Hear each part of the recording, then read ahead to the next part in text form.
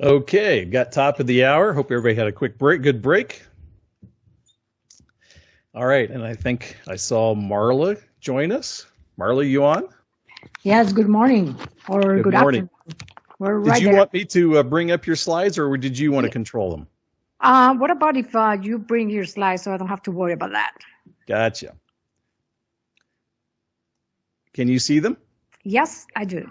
Okay. Hey, everybody, you have Marla's biography. And please give a good virtual round of applause to welcome Marla for joining us today. Thank you. Well, thank you for the opportunity to talk to all of you today. I see some familiar name. I don't know what you guys are winning, but I want to be part of that winning, game. So it's kind of interesting. So, anyways, thank you for your time this morning. So, what I would do this morning is I would talk a little bit about some highlights about things that, based on my experience, I think is critical to keep in mind as you manage projects. Also, we'll have enough time for questions. I like interaction more than me lecturing you. I think you have enough of the lecturing going on, so I will keep it to a minimum. Next. All right. So what I will try to do is you have here and you have been working in a lot of these areas. So I'm just gonna wrap up in term of the skills and some of my experiences with different aspects of project management. So I don't think any of these themes here are unfamiliar to you. I think you all have examples of things that work well and things that haven't worked very well when we manage projects. So let's talk a little bit about formulation. I think, key to any formulation is the definition of requirements and also to identify any dependencies. What you have here in the background is the boundary layer injection test that was conducted at Glenn. And I can tell you that one of the, I guess, unintended consequences of this formulation is that, we are a research center. So a lot of the technologies that we're developing and technologies that we're infusing into the mission are new things. So with that comes the unknowns. So when you start defining the requirements, especially any kind of project that require test in any facility, I think sometimes we concentrate more in terms of what we're going to deliver and we forgot about the pieces and parts. In this case, in the boundary layer injection, and again, unintended consequences, I don't think anyone intentionally was not doing their job. It's just that something as simple as how you modified the wind tunnel to be able to gather the data that that you need was one of those things that in retrospect we look back and we said, hey, we didn't spend the time that we needed to really define the requirements as it takes for modifying the wind tunnel. We got closer to the testing, and now we get into a little bit of a panic in many ways in terms of what do we have to do? And with that goes the cost and the schedule. So cost and schedule, it is, kind of like the key things for project management. Anything that you change once we pass the formulation is going to have an impact either on the cost, on the schedule, or on both. So that was one of the things that you have to keep in mind when you do the formulation.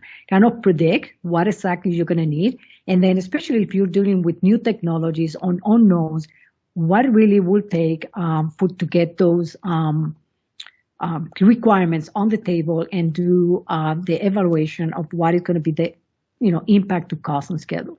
It doesn't say that you cannot do it when you are executing, but obviously it's going to cost you, and at some point in time you're going to have to make a decision about what kind of things you can do and what kind of things you're going to have to live without. The other piece in terms of cost and schedule goes to skill. First thing that you need to do, and you probably have been talking about this, is a scheduler. You have to have a load, schedule, because otherwise you miss some of these dependencies that you have to have early on the project. Communication and team skills, I will have one slide that I just talk about that, but communication. You're going to see this repeated in some of the charts because I truly believe that communication is critical. And it's not about the report. It's not about, the reviews that you have to conduct.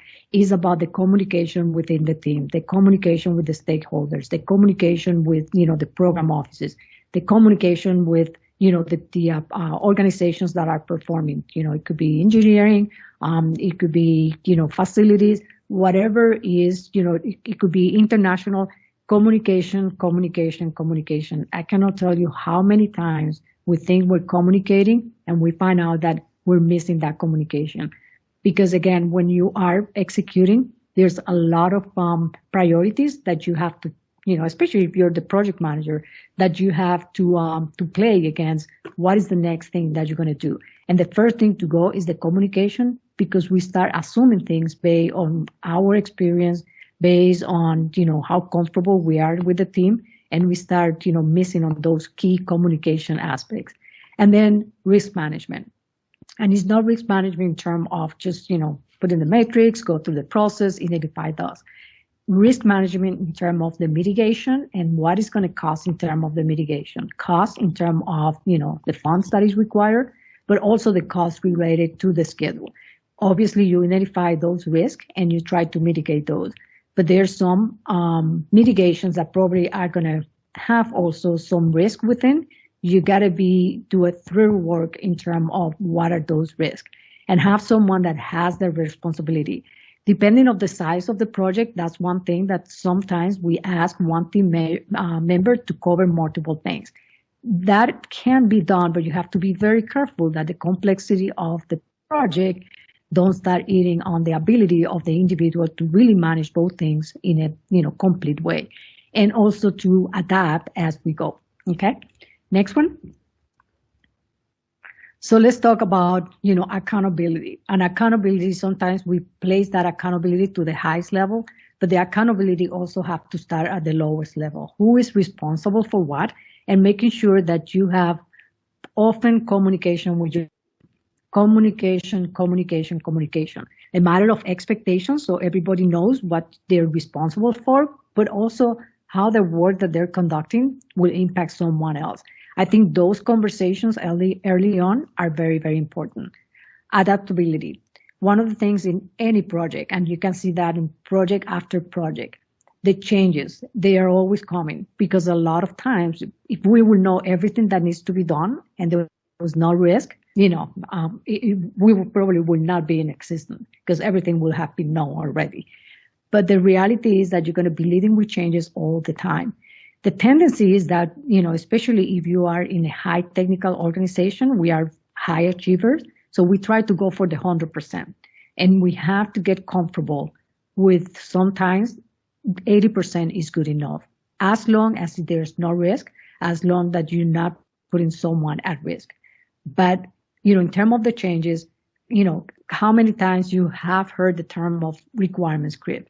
Because it happened, and you have to be very disciplined not to happen, because there's always something else that you can do. That was one of the things that we learned in, BLI, the boundary layer injection, because we want to get more data. And at some point that you have to freeze those requirements if you want to be able to stay within the cost, stay within the schedule. So you have to look for those things. And you have to learn how to say no. And I think that's part of the communication. Sometimes, obviously, you have to have a justification that is solid and you're going to stand, the goals and objectives that you define at the beginning. But it's part of the communication to know what to have those critical conversations and when to say, no, we got to stop, we got to move forward. Out of the, adaptability and changing requirements is configuration management. Sometimes we think we have a good configuration management, and then when we start falling behind and we start looking at it, we find out that there's a lot of things or some key things that we didn't document. So every time you make a decision, you have to stop and look at the project and say, is this going to happen? And what kind of changes we're trying to implement? You got to look at the configuration management. You got to have a discipline in terms of, making sure that you follow that process and really document everything. Just keep track of those. Make a new version. I know it's, time consuming. I know it takes, a lot of resources to do that. But that's the only way that you can go back and say, this change reflects in this way, and this is the way that we follow the changes in scope and what is the impact of that change. Next. Okay, so let's talk about the analogy. This get more in terms of you as a project manager, you as a team member in a project. So, it's the baseball season. I love baseball. So let's think about baseball in terms of project managers versus the project life cycle. So we start with the formulation. There's people that are really good at the formulation. There's people that are very good at planning. And there's people that are very good at execution and monitoring what is happening, and there's closure. In between, there's individuals that are very, gifted, and they are, pretty good at all those things. But the reality is that if, projects have a life cycle, and sometimes those life cycles really kind of get to the emotional component of the individual. The stress take over, even if you're really good, gets to a point that stress is also a factor that you have to balance within, the performance of you and the performance of the team. So let's talk about what it means with baseball. So many of you have been, seen baseball, the ones that are really fans of baseball follow this to the T, and the ones that just watch TV and or go to a game here and there and said all these changes of pitchers, right? So usually part of the strategy is you have people that are the opener. So there's your formulation, right? There's people that are really good. They can give you 2-3 innings, really solid inning. So there's people that are really good predicting and working on the requirements and formulate what it takes to get this project to achieve the goals and milestones. Then there's the planning. There's people that are really good at the planning. So usually in baseball, after the opener, you get someone that come and do the drill-in and just work in there. And then there's the people in the baseball that are really good at they come, they kind of cover your mid kind of 3, 4, 5 in the middle of the game, right? So that's part of what we do also in project management. There's some people that are really, really good in terms of coming once the formulation is done, and they start getting really, really into the planning of the project. So I think you have openers, you have the reliever, and then you have the closure, right? So you also have in there the closer. So there's more than one project that I have worked on that we have or have been oversight of, that we have to bring someone to take it to the final state. That should not be taken personal. Is that there's a point, it could be just the dynamic of the team. It could be that we need someone with specific skills that really bring this to an end. So there's the closure. So in baseball, we also have the closer. The closer usually come at the last inning and just close the game and hopefully finish strong and win the game. So there's all these stages that are very familiar to what we see in the baseball field. So when we talk about the skills, one of the things that I will really ask you to look at yourself in terms of this workshop, for example, leadership workshop, and look at your strength, look at weaknesses, and also look at your passion. From all those stages, what are those that you will resonate the most? And do not take it personal when there's changes in the leadership of the team, because sometimes that leadership is critical, not because the project is not executing well, just because that last push, someone else bring that key skill that is needed to bring it to the execution or to bring it to a closure. And as I said before, there's some individuals that are really gifted. They can take it from point A all the way to point B, and they just do a magnificent work. But sometimes it's not the individual; it's just the scope and the complexities of the project that require that. There's also burnout. You have to watch for that, especially if the project is international. If the project have a lot of complexity, you got to watch for where are the team members, where is the leader of that project, where it is putting long hours. It has been like that for a lot of months. There's the question about, is that sustainable or not? Is that person giving the agency or the organization the best performance? It's not like the person is not capable. It's just that there's some other factors that are playing at that point in time. Next. So let's talk about the skills. So the other thing is, we always think about the team skills. What is the composition of the team? What kind of skills we need. But we also have to make sure that we look at our skills and make an assessment in terms of where we are. We all know what we are good at or what we think we're good at, but we also know what are those areas that we have weaknesses. And one of the things that I will ask all of you is to think about the weaknesses as, areas that for improvement. That doesn't mean that you have to be, master that, but it means that you either find some individuals in the team that kind of complement you in that area, just so you can have the right performance for the team. You are covering a lot of the skills that are more kind of what I would call the technical skill from the standpoint of project management.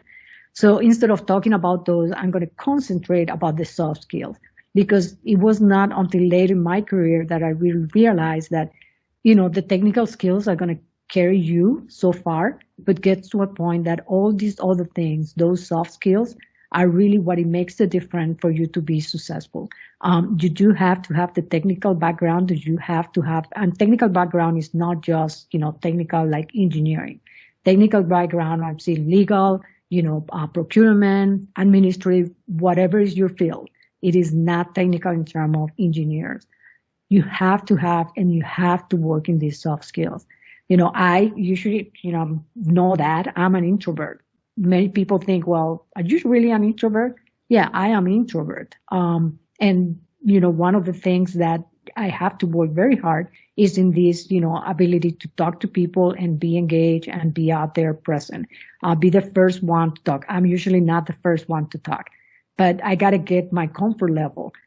Because if I don't do that, I cannot take the team to the next level. So I also, struggle like many of you with, some of these skills. The other thing, as an introvert, I know that if I go 3-4 days in a row that I'm playing the role of the extrovert, I start to burn out. I need time for myself. I need to disconnect. I need to be, by myself, just because that's the way I get my energy. Otherwise, I become very frustrated because, my preference is just to think things and then talk. And in a lot of times, you just have to, be very active and engage and just kind of modify and tailor some of your, preferred choices. So let's talk about some of the project management soft skills. Negotiations. Key, you got to negotiate. You have to negotiate with yourself and you have to negotiate with the team. So you have to learn how to negotiate. And negotiation doesn't mean to win all the time. Negotiations mean to listen and to find out where people are coming from. And then you also have to think about, what is the minimum that you need to have and what is those things that is nice to have, because in between you're going to have to make a decision about what you must have and what is nice to have. Leadership, you got to work on that. What are your strengths? What are your weaknesses? What is your leadership style? Who do you work well with? All of those things play a role in terms of the skills that you have in your team, because you need sometimes to adapt your leadership style to make sure that you get the best out of your team. And it would be great if we can do, some kind of selection where you get all these, everyone is perfect, everything is good, and all that you're getting. But the reality is that's not the case. And also, people change, throughout the life of a project. There's life, right? And there's times that, people have other priorities that they have to handle, and they're all preoccupied with other life and balance things that they have to work on. Teamwork. We all talk about teamwork, and I think, we have made a great progress toward teamwork. But teamwork is another area that you cannot say, I know everything, and the teamwork is, is going to happen. That is one of the things that you have to work every single day. You have to find out what motivates your team, what demotivates your team. In the virtual world, I think, we all are learning what is working and what we have to improve, because I can tell you that the virtual reality is great. We can keep connected. But at the same time, I keep telling my, leadership team that I feel at times we're drifting, that we have some members that are drifting. How we can make sure that doesn't happen, because it's very easy not to be in camera. That's one thing. We do not have the benefit of, the kind of the body language. We do not have that, physical interaction. And That becomes critical for really, really work the team. The team dynamics is changing. You got to understand what are the changes. Who is quiet. It's easier when we were all in the same room because you can see the faces. You know who is talking, who is not talking. The more people we have in a virtual setting, the harder it becomes to track who is talking and who is not talking, and who even is listening. We are all guilty that we may be handling one more email while someone is talking, right? Because they're not seeing you, so you can multitask. But the reality is that when we're multitasking, you're not giving the best of you. You're not listening. You're really just trying to keep up with things that are going on. Communication, I have been talking about that. I would say communication, communication, communication. And it's not just about writing and talking. It's about how you really make sure that you're listening to people and how you engage people to tell you what really is important. Yes, at the end of the day, someone has to make a decision, but you want to make an educated decision. So you want to hear the voices, even those voices that at times you feel, I'm not in agreement. You have to listen, and you have to bring that to the project. Conflict takes you to the conflict management. Conflict is a way of life. We all have to deal with conflict. Do not shy away from conflict. But you also have to understand that conflict has an emotional component. Non-managing conflict has an impact. You don't think that because you're not managing that conflict, it's going to go away. It's going to say, if anything, it could be magnified. If you manage the conflict, you have to get, the right. Sometimes you have to bring a facilitator. You have to bring someone that really can help you to manage that conflict. And if the conflict is with yourself, you have to start there. You really have to start there. Listening, bringing a facilitator, being part of the conversation, and knowing that there's difficult conversations that you have to have. Postponing those conversations at times, we think that is the best thing, and it may work to some extent, but you got to be very smart about which ones you're really going to, kind of defer, and which ones you're going to put in the, bucket of, if I don't pay attention to that, it will go away. Because more times than one, they do not go away. Adaptability.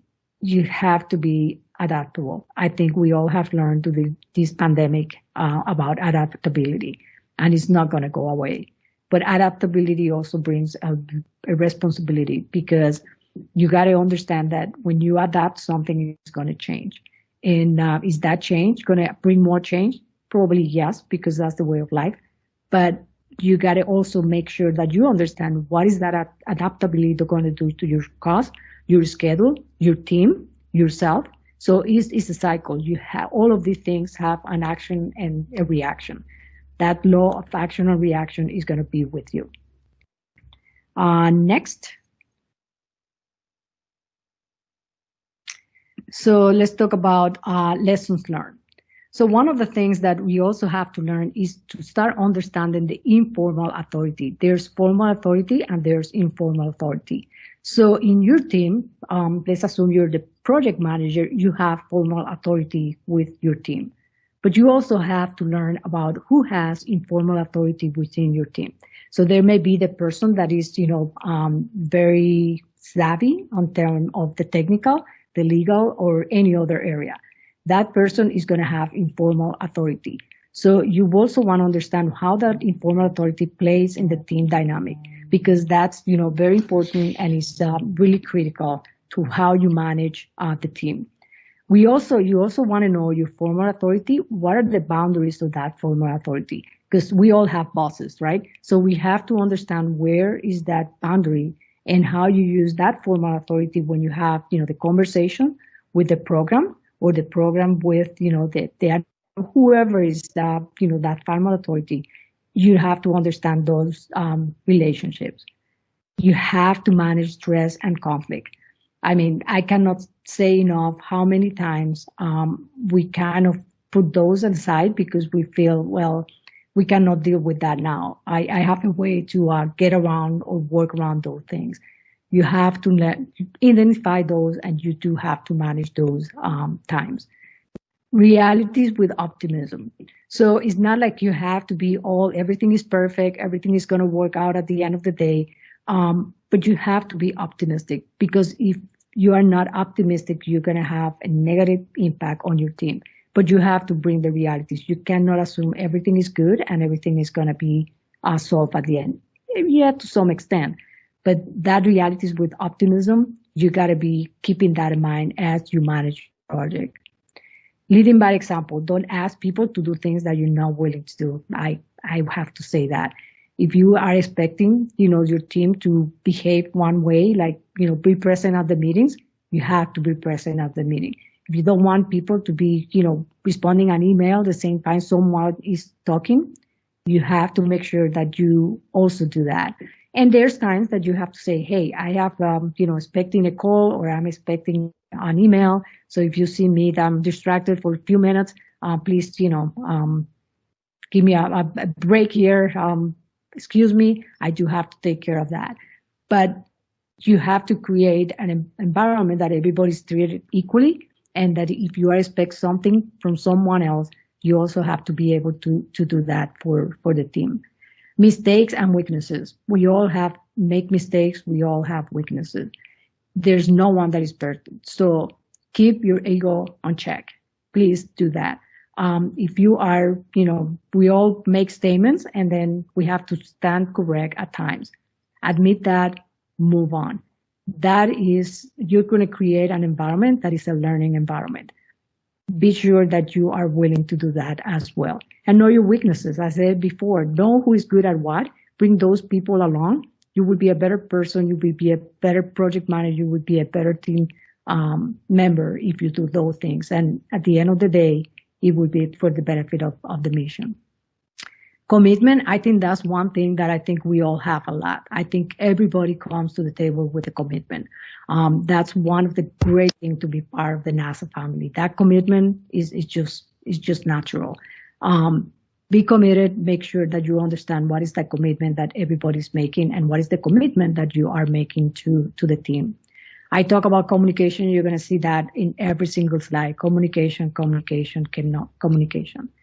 Networking. What you're doing right now is networking. Take advantage of every opportunity that you have to learn about what else is going on, who is where, all these classes, anything that you have an opportunity to learn something about someone else, about your center or another center, that is an opportunity internally and externally. Because you never know when you have to make that phone call and try to find information. So networking is really a foundation for you to be successful. Keep those networks going. The formal and informal mentor, if there's two things that I would say we all benefit from, is this networking and the formal and informal mentors. Mentors are critical, especially in, any leadership position, because you can bounce things to someone that even have gone through that experience or give you a different perspective. A good mentor asks a lot of questions. So don't feel like they're not giving you advice if they're asking questions, because you have to come up with the answers for yourself. What works for me and makes me comfortable, you may listen to it and you might say, well, yeah, but that works for you. You got to find out what are you listening and how they can tailor that to feel comfortable with that approach, with that way of thinking, to whatever is that theme or topic that you're discussing with your mentor.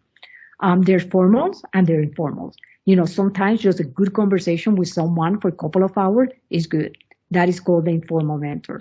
And then the formal is when you have someone that, throughout the years you keep it, or it comes and goes, that you have someone that this year is your formal mentor because you're in a program.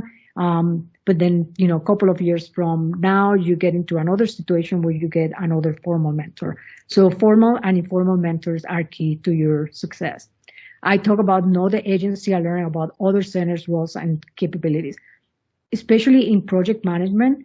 One of the things that sometimes we do not have that awareness of what else is going on someplace else.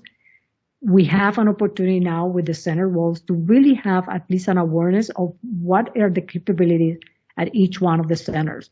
Do whatever you can to learn. Just go in the webpage, find the information, just learn about it, because you never know at what point in time in your project you're going to have to reach out. And it would be a good start if you know someone at that center and just make that phone call. So I think that's, critical for our success, to make sure that we understand what each one of the centers bring to the table and how that can help you and your project to be successful.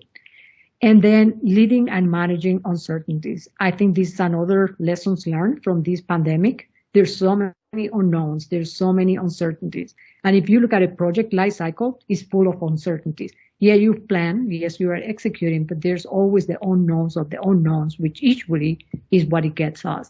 We identify risk, but then there's these unknowns that we don't know. And then that comes, there's another risk that it come out of that uncertainty.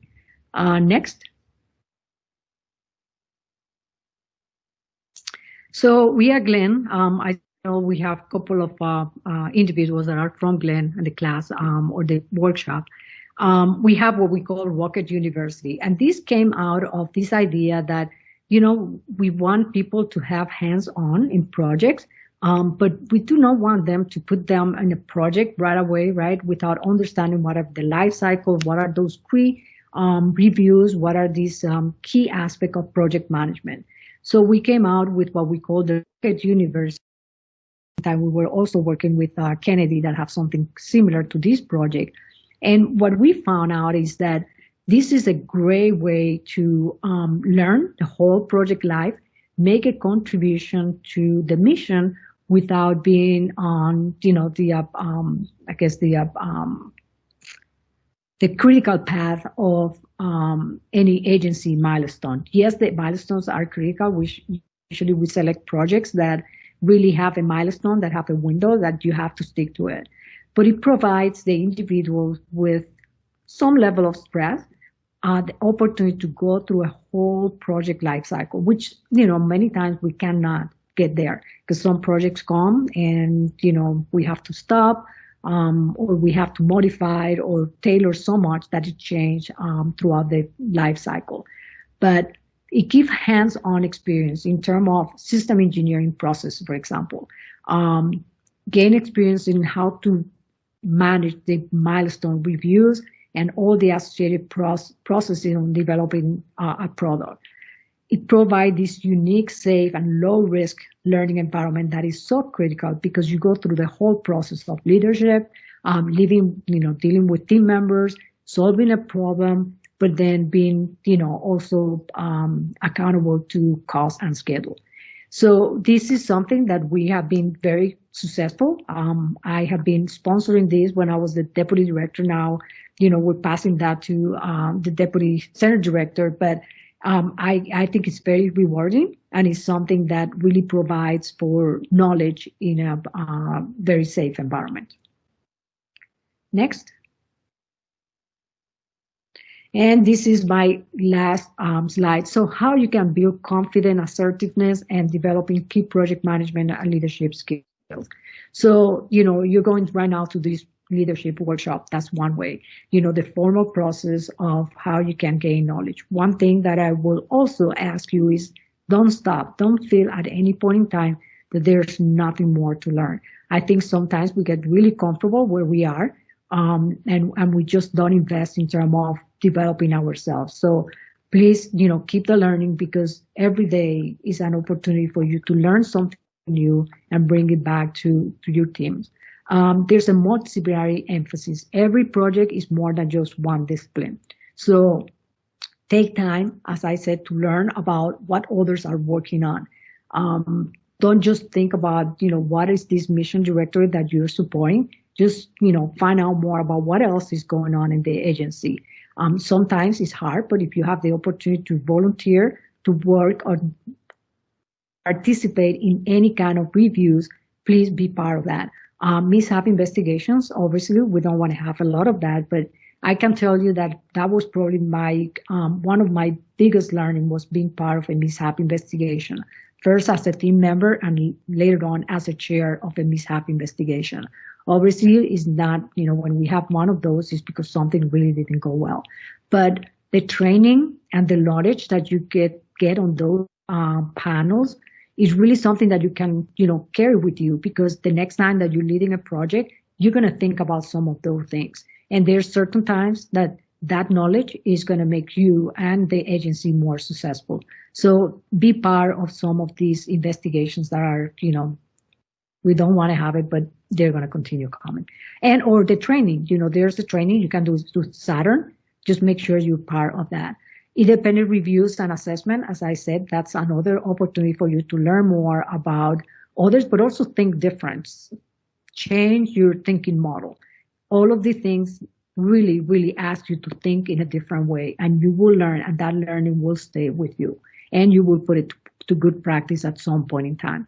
I talk about the training and development, the formal, ways to get project management skills. Find a mentor and be a mentor. Both things. Find that mentor is important, but also give back to others. Sometimes just talking to someone and be, a mentor for someone, you learn so much about their way of thinking, different skills, what else is going on someplace else. So not just find a mentor, also be a mentor. And I also, already talk about networking. Networking is going to help you also to build confidence and assertiveness, because you're going to feel more confident about where you are as an individual, you're taking your team, but you know where to reach out, to whom to reach out when you are in those times that you need support or help from someone else. So with that, I think that was my last chart. What I would like now is I have time for a few questions. I think that's how we're going to work this, Wolf. Yes, excellent. I really appreciate that. That was some great advice, Marla. So that was excellent. And we have a good queue of questions for you. So I'm going to start here at the top. The first one was written by Larry Salat. How do you communicate to your technical team to focus on requirements and not get distracted with enhancements and improvements, i.e. requirements creep? Yeah, that's a tough one, especially if you have a very highly technical team. Is gonna go that. So here is two words of advice. The first one, build the commitment from the team. Build the commitment of the team around the milestones, the goals, objectives, and milestones that you have to the project. Set up the boundaries about what are the expectations. And I know that, sounds like just a bunch of words to, get away from answering the question about what to do with the team, but it comes with a commitment. We all have to do the right thing. We want to do very successful at what we do.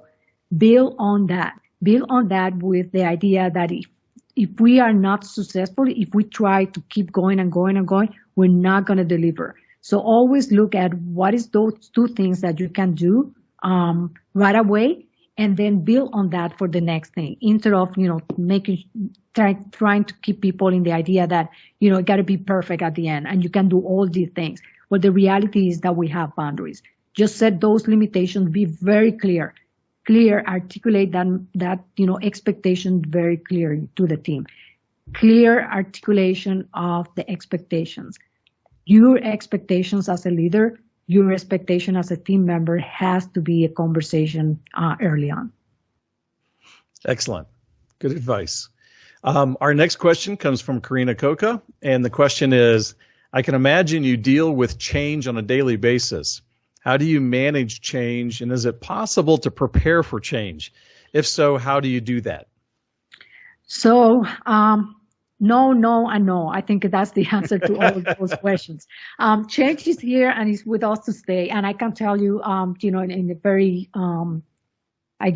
personal way, when I started as center director, we're not under a pandemic.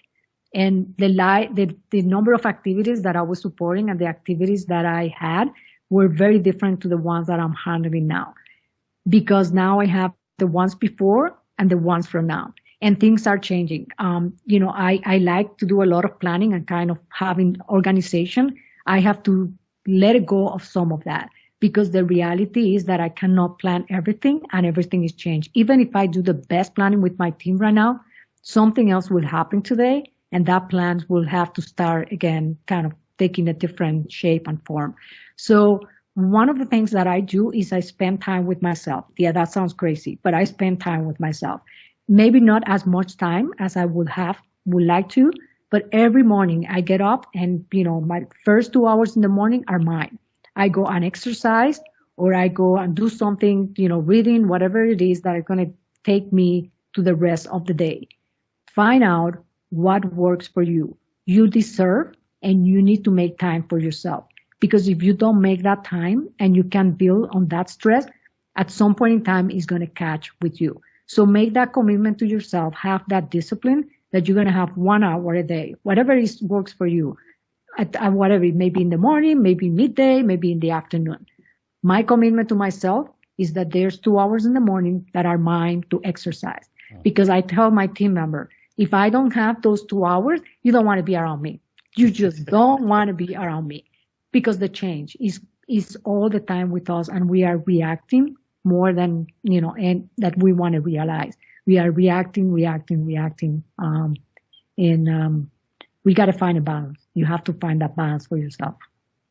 Excellent. Very good. Our next question comes from Chayton Seattle. How to account for schedule and cost unknowns in a technology development, as in low TRL project, especially in regards to PPBE. So, you know what? I'm a big proponent of this, technology readiness assessment. I think, especially low-level technology, I think we miss that in terms of, we think about, the component itself, right? We kind of assess the technology readiness of the component, but we forgot about the system integration. And are we ready? Is that technology readiness level at the right place? Or we get so excited about what that technology can do and forget about the integration. And if that, if there's only one minor component or subcomponent that is not ready, that is going to bring the whole system down and it's going to impact your scope and schedule. So part of the formulation is that you have to look at the technology readiness of the whole subsystem. Where are you with the components? Where are you with the subsystems? Where are you with the integration of those systems? So it takes time, but I think in the long run, we're better off if we start doing those technology readiness assessment early on. Okay, excellent. Our next question for you is from Peter Argonia. How have you handled conflict management with team members? Areas such as irrational decisions, stubbornness, or getting teams to collaborate. So, same as, everyone out there, I have, times that I have been successful and times that I have failed. And two things that, you have to think about, when you fail, right, is, we're not perfect. So even when we want to have all the right answers, the reality is we don't.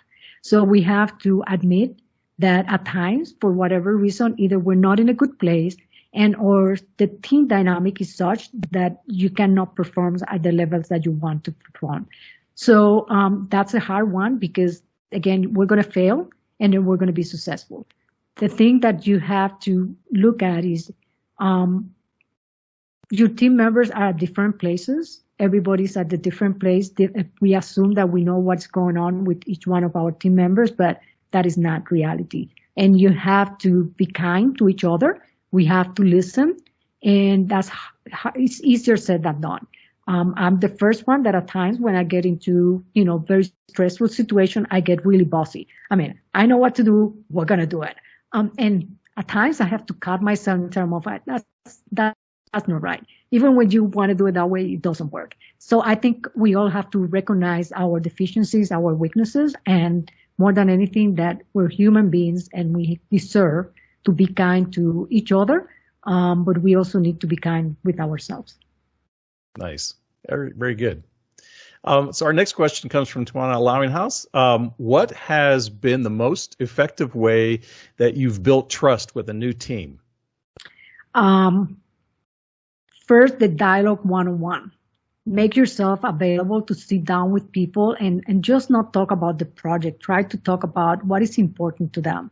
Get to know in terms of what are their values, what they, value in terms of, the team, what they value in terms of NASA, what they value as, human being. And then once you have that, one-on-one conversation, then bring, the team together. I know we're not big in these soft skills. I'm telling you, that was the first one. It took me probably 15 years to figure out that, the human element is as important as the technical element. It took me a long time because I was one of those that said, don't give me this human element thing. It's just not my thing. I don't have to be chatting with you and get to know you. No, I learned that that's very important, and learn how to listen. We are a lot of time, especially when we are in a project environment or, any kind of, meetings. Sometimes we're not listening with the intention of understand. We're listening with the idea of how we're going to react and how we're going to top whatever is being said. We have to get ourselves out of that mode. And I know it's hard. I know we all struggle with it. But, how many times I myself caught myself, I am not listening to the person. I'm trying to prove this person that there's another way to do things or that I have the right answer. That is beyond, or, we all have triggers. Understand your triggers. Your triggers are not going to take you in a good place. Trust me, you're not going to take you to a good place, but we all have triggers. Do not let those triggers interfere with your listening skills. Do not let that. It is a behavior, and you have to work on it. It takes forever. It takes only one little word, and you go there, and and you go there, and I do it, more times than I want to admit. I'm driving home thinking, oh, what did I do? I fall in my own trap. So be aware of that. Be aware of that. Yep, it's hard. Okay, next one's from Karina Coca. You mentioned that you are an introvert, and we have a lot of introverts, I think, in part of this group. And that you need to feel comfortable. What are some tips you can provide to our introverts to get comfortable? So one of the things is, you have to start feeling comfortable being uncomfortable. And what does that mean? What does that mean is that you have to push yourself. When you get into the room, right, and you don't want to talk to people, or you feel like, oh, I don't know anyone in this room, and I'm not so sure I want to go and talk and introduce myself. You got to start little by little working on that.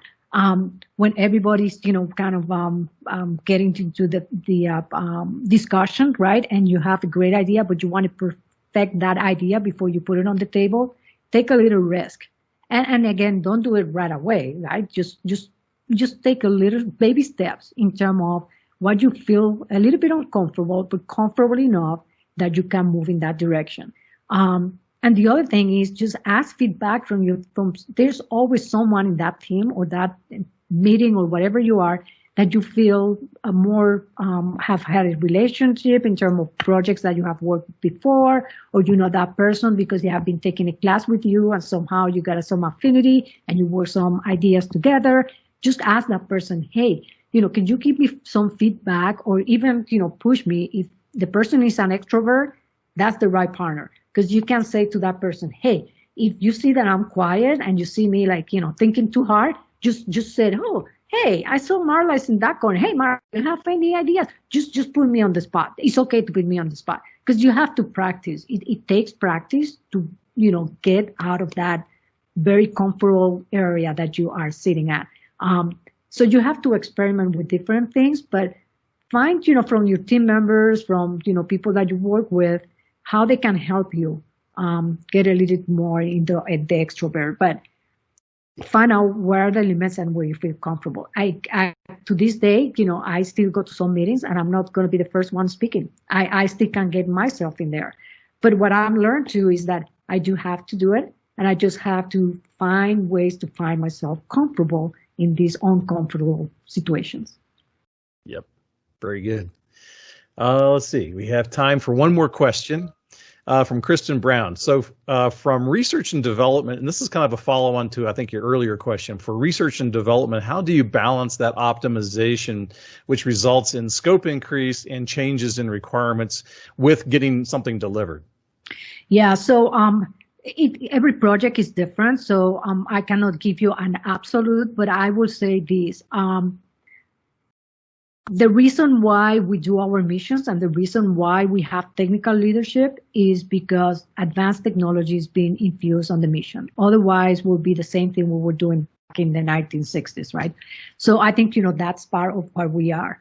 The thing that we have to do is that we do have to get more disciplined in terms of how we do the assessment of the readiness of that technology, because there's technology and how much risk you can take. And the risk is not about, if that's going to give you the performance. The risk is, can you afford in terms of the cost and the schedule? So you have to put all the things together to be able to assess. And remember, every time you introduce a new technology, you introduce a risk and you introduce unknowns. So you have to feel comfortable with those changes because it's going to have an impact. What you do not want to do is to put something out there that is going to take forever to deliver and or is going to bring your whole project down. Those are the things that you have to look at. And or sometimes it pay off to deliver or start working in that technology as a side with some kind of partner or collaboration in another project, in another entity, and then transfer that knowledge once it's ready, infuse that into the project. So it depends. But we do have to do that. That's the only way that we're going to make big improvements and really achieve those, lofty goals that we have from going to Mars or having, electric propulsion system for planes. That is the way to do that. And well, I really have to take off now. So, Hey, I appreciate your time today, Marla. And I know there's been a lot of great chat going on and I still have a long list of questions for you, but I really do appreciate you taking time out of your busy schedule and joining us. So thank you very much. Thank you. Bye-bye. Bye-bye.